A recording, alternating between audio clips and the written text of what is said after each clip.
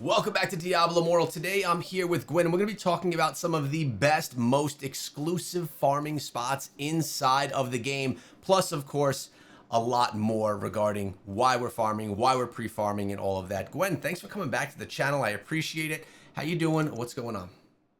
Good, good. I am doing well, excited to be here. Thanks for having me. Hey, no problem, no problem. Since coming over to the Treasure Goblin server, I've been learning so much about what you guys do, how you run things, and one of those was something that you just shared with me, which was some of these farming spots. But before we give that away and tell everyone about where they should go farming, that's coming, let's talk about why. We have this 1200 server paragon push that's coming. Can you give a little bit of context here why you think this is so important, why you like to be one of the first to get this done? Just give your context and insight regarding this push. Absolutely. Thanks. So, as we hit the next paragon, which is Paragon 1200, generally at the end of a 300 paragon push, you have at 1170, we should be able to do that 30 server or 30 paragon levels at the end of that push. So, what we like to do is we like to save our XP in the mail. There's a ton of things that I have my warband do just so that we're one of the first to hit the next paragon level and then we can start pre-farming. What's super important about getting it early this time is generally most people are able to pre-farm for the next paragon level. So for instance, this last push that we had, all of us were already pre-farming that I9 gear. Nobody is going to be able to pre-farm for the next Inferno level due to it being at the end of that 300 paragons. So the sooner you get there, the sooner you start farming your gear, your greens, and your Lego items. Okay, that makes a lot of sense. Something I always tell people is to save all of their gear for that next Paragon level. I even like to save a lot of the flowers that we do to get the green items and stuff like that. So Mhm. how do you handle all of that? Like saving your mystery legendary items, saving your mystery set items. Do you save a ton of those as well as doing the pre-farming, or how do you handle that? I try to save as much as I can without being a hoarder. Although some people would classify me as a hoarder, or I sometimes I'm told that maybe I'm try-harding, which I definitely try hard. Mhm. So I'm okay with that title. There's a few things. So if you're a shadow, one of the ways that you can save your XP is by attending assembly every day, but exiting without claiming it. I know a lot of people already know that and do that. But mind you, generally, if you're a top 10 shadow clan, you want to ideally claim your assembly because it goes towards your shadow rank and it helps your clan. So it's kind of like, do you do it or do you not? I tend to go ahead and claim it. And then after that 4 weeks, when I've completed the max, then I start saving it from there and just leave it in my mail. So, for instance, we just became immortal on Monday. And for the last 3 weeks prior to that, I saved all of my assembly XP in my mail. In addition to that, you want to have your 20 fishes. Personally, Mm. I might get 5 purple fishies because I don't like fishing. I Yeah. don't like fishing in real life. I don't like fishing in game. And by the way, Echo, we need to talk the devs into bringing back Shimmering Seas. So that's our next thing we're tackling, okay? But Okay. we'll talk about that later. So saving your Shadow Weekly rewards XP, I save any tower XP that's sent to us. If you really are really trying to be a tryhard and you're one of those top people who PvPs and your clan leader loves you, you could also leave every week and get your tower XP mailed to you and then rejoin back again. And Wow. you should be okay if you did that like on a Sunday night. Let's see, One of Fortunes, the XP that you get from that. I Yep. don't claim anything in there. I have that sent to me. Fractured Plane is another one. Let's see, VOB, which is Vigil Blades, and then ROE. Any XP that you get from that. Prediction Challenge rewards is another way. Now, some people like to pre-farm the next Heliquary level. Hmm. I have trained our warband to not do that. So we generally always do our warband raids first. And then I'm like, if you want to help, like help as much as you want. But as long as we do ours first and we know that we're maintaining whatever inferno level we're in and we're not pushing ahead. We used to push ahead, and then we noticed that, that's a 2 million XP that we were just letting go, and it just required more work from us. So we don't do that. And then generally we save like the Helicarry gauntlet. We do that next one so that we can make that final push. And we're at, like, for instance, this last go around, we were at 10,960 with 202 million, or no, with 500 XP in sight. And we just did it that way, which made it really nice for all of us. Got it. All right. So what you're basically Hmm. saying is, and that's something I used to do a lot. Like now I'm the immortal with you guys, or I'm an immortal with you guys. So I'm not getting those shadow assembly, which was really the primary way that I used to hoard a lot of my XP, which Hmm. which I'm not getting anymore. I also do the battle pass and I save all of that, but that needs to be claimed before a battle pass ends, so it can't be held as long. So I get the reason. I understand the hoarding. My bag is completely filled with things as well that I should probably use that I don't. So we understand Hmm. why we're pre-farming. We want to be able to get a big jump from that one, from basically 1,170 up to 1,200. That's going to be coming sooner than later.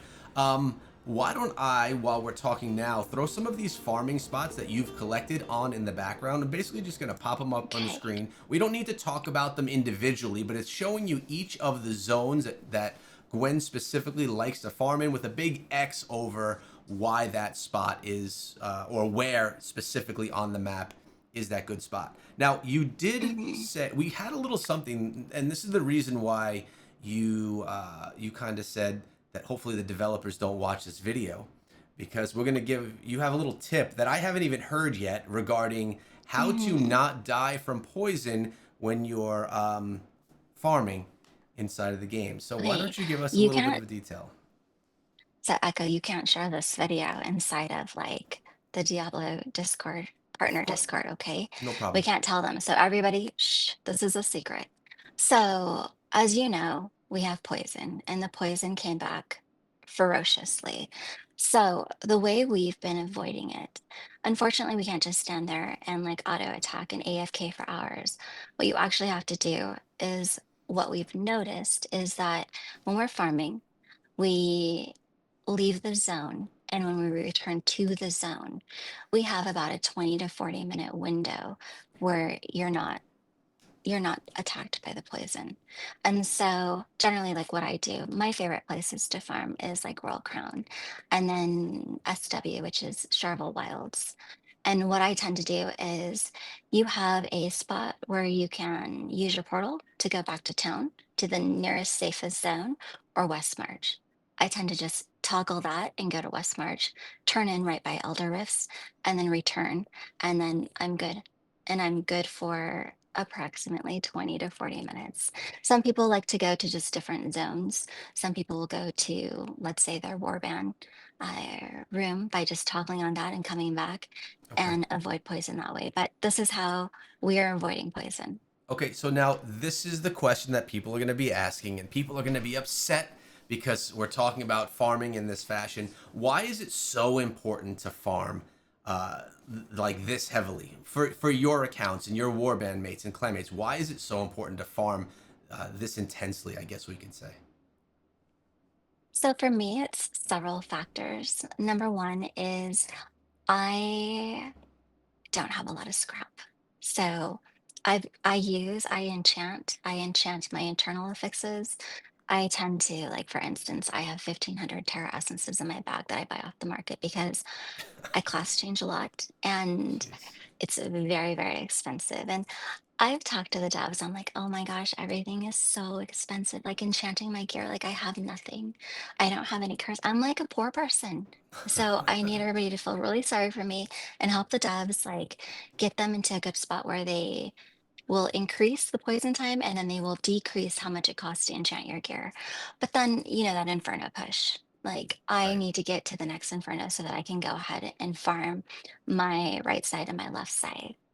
No, okay, that makes a lot of sense. I appreciate that because you have some people that don't like the crazy farmers like that. So I wanted you to kind of put into perspective why it's important, at least for you and for some of your clanmates and such, to farm in that way. Now, Mhm. how many Terror Essence do you think I have in my bag right now, Gwen? I know you can't see my computer right now, but how many Terror Essence do you think I'm sitting on? I'm gonna be helpful and say like 88. 88. I'm Yeah. I'm sitting on two. Two You have Terror what? two. Two? Two Terror Essence. Yeah, I need to farm them a bit What more. have you been doing? Not running Terror Rifts. So Are I you yeah, I got to do more. Sorry, with okay? your Well, we're gonna have 1500 you to said? pull you. We're gonna have to pull you. I generally like to sit around 2000. 2000. You do remember when there was bots who were botting the terror essences? It was so stressful. I went to my clan leader and I was like, I need you to figure out who is doing this and make them stop. I was like, if you make them stop, I will give you money. Like, make them stop, Why figure was it out who it bothering is, you? What and was the make it go problem? away. How is it impacting you for that? Because we couldn't, because I generally do like 100 per week Oblivion Towers because I'm trying to do those massive upgrades to my gear. And then Mm-hmm. mind you, I class change a lot. So I'm trying to get that perfect piece, that quadruple piece, like the triple quad, where it's fort, willpower, intelligence, and then my magic affixes that I want, which are crit chance and beneficial effect, and all those wonderful things. And so I, I mean, the terra essences just weren't there.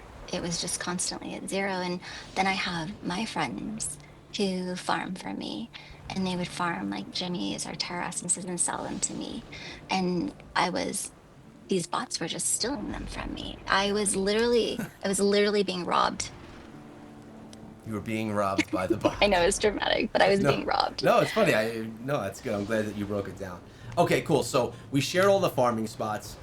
Um, I shouldn't say we shared them, but everyone could see them popping on the screen. I'm sure there were tons of screenshots being taken throughout that segment. Mhm. Before I remind everyone who the winners were of the G9 carry that we have going on later today, I know that you had a little sneak peek you wanted to mention regarding warbands, and then we'll have a more in-depth possibly next week regarding this warband change or request. So what did you want to mention regarding warbands? Absolutely. So we actually found this the other day as Rick was looking. And what we saw is, I'm sure you guys, it was maybe like 3 patches ago, approximately 2.5 months ago, where they made that change to the warbands. And within the warband, there wasn't going to be rooms anymore, which thank God they don't have the rooms anymore because I was constantly telling my warband members to get out of my room. And I wanted my room by myself. But now it has it where you can go and select what you want. Now, generally, most people sit between protector or attack. There's the two others, but I've never toggled those before. And so, like, if you're doing raids, you're in attack. If you're doing PvP or you're doing dungeons, like, generally you sit in protector because you move faster. But within protector, and I don't know if there's a way you can show this, Mm-hmm. there, if you select, you go and you select, there's these two arrows that are pointing in opposite directions. And you're going to see one message, a box that says, you receive 1.2% less damage with your warband member. And then the second box, which isn't selected, is the block chance of generally 5%, depends on what your remnants are. And if you're in protector, you obviously want block chance. So everybody make sure that you go and check that out, toggle the right one, and then be much happier and not get unalived as much. Of course, I had block chance chosen there as well. But yeah, I had it on the screen. Everyone can see what you're speaking about right there. So we'll get more in depth about that in another video. This one really wanted to focus on those farming spots and how to do the excessive amounts of farming that's needed to get the gear the way that you'd like I it, Gwen. wouldn't say excessive.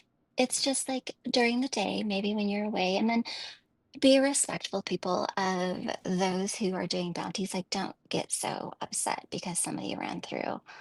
Like, generally, most people run through pretty quickly. And as long as everybody's respectful, then we won't have as many angry people who are angry about the farmers who are out there trying to desperately get a few mats. Okay.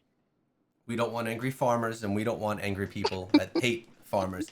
Okay, Yeah. so to just announce again, in case it was missed in yesterday's video, by the time this is going out, you probably have a few hours before the G9 carry. This is going to be going on the Treasure Goblin server, and the two winners of that giveaway were Todd Milken and Stab Wolf. I'm gonna Wow. be leaving a link in the description of this video, and I did in my previous video as well. You have to join the Discord server so that we can be in communication, and we need to have you in the server, the Treasure Goblin server as well, or one of the aligned servers, right? The cluster. They could be in any of the cluster servers, or do they have to be in Treasure Goblin?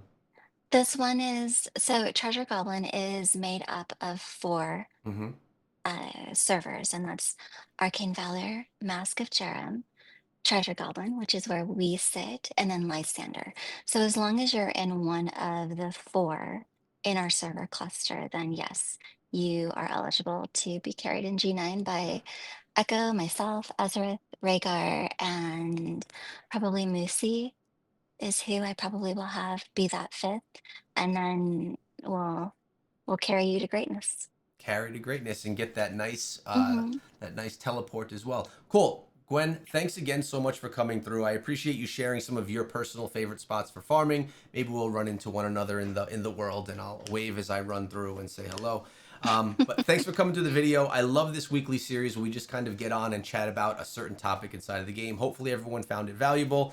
Subscribe to the channel for more Diablo Immortal, and hopefully we have more events. Actually, we do have more events. We have what did you call the tournament? The Gwen and Echo tournament that's coming up in a couple of weeks. You called it Well, actually, I've named it the Clash of the Echoes, you Clash of guys. the So we're going to do Echoes. a monthly Yes. tournament, and this is going to be geared towards our free to play players. Hmm. As to the exact details of what that looks like, we'll do themes every month, but what we're really wanting to do is we're wanting to like disassemble your reso, your secondaries. Maybe we have like a max limit on something, but we really want to showcase like skill. And then we want something that is like Bout of Realms, but is for everybody, anybody who wants to participate.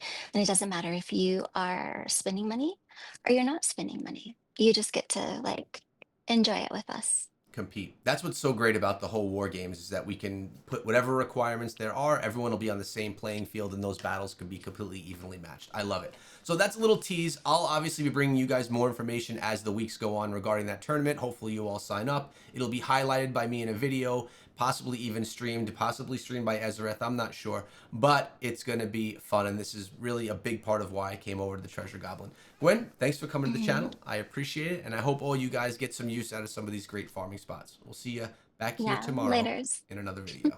Bye, guys.